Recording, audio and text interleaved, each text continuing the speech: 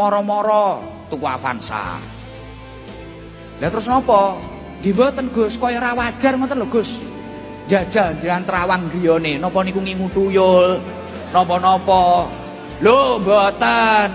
Wis padahal kula kelingan dawuhipun Kyai kula, Kyai Munif niku dawuh. Nikmati saja bagianmu masing-masing. Krana setiap menungso kuwi duwe bagiane dhewe. Lah tangga kula ngoten niku kuwat ah, wong jenenge wong desa kan kathah to Gus.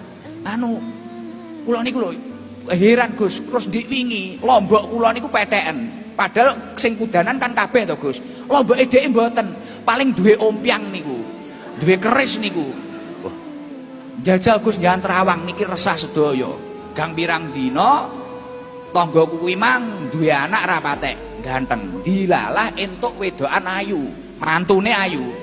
Akhirnya langsung ceritane, pripun Gus? Paling niku duwe semar mesem, nek ra wedoke rada picet. Wis akhirnya terus kula niku penasaran Gus, padahal nyambut gaene padha niku kok nyambut gaene niku padha tapi kok penak mriko Gus. Akhirnya wis sembarang kalir Avansane tanggane dilebokne sirah. Mantune tanggane dilebokne sirah neh. Akhirnya sesuke neh tanggane kuwi mang ngedukne motor ngreyen, lho webokne sirah. Deke montore panggah elek. Pak nandur ya ora panen, nyambut gawe ya gagal. Tanggane niku padahal belas ora tau mikir dhek, bahkan kula akhirnya penasaran, aku dolan ning omahe. Ternyata hidup orang itu memang realistis. Cara dalam segi religius, dhek ya sregep salat duha. Dhek ya sregep maca waqiah.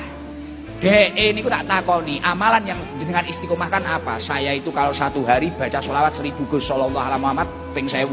Maca istighfar astagfirullahaladzim ping 1000. Wah, ya amalan. Dalam segi kehidupan nyambut gawe nih, wah ternyata wong-wong turu niki wau, wonge mangkat ning pasar jam 2 niki ning sayur, dodolan sayur.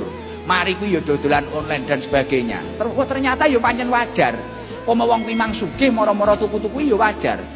Tapi wong sing mumet nyawang nikmate wong liya kuwi mang terus imajinasine pengen ngene pengen ngumpuli niku wau. Akhire nikmate tanggane dilebokne. Avanza dilebokne. Mantune tanggane dilebokne, motor dilebokne sirah. Ya wis. Alhamdulillah sakniki tangga kula sing gampang iri niku 40 tahun niki wis setruk iki.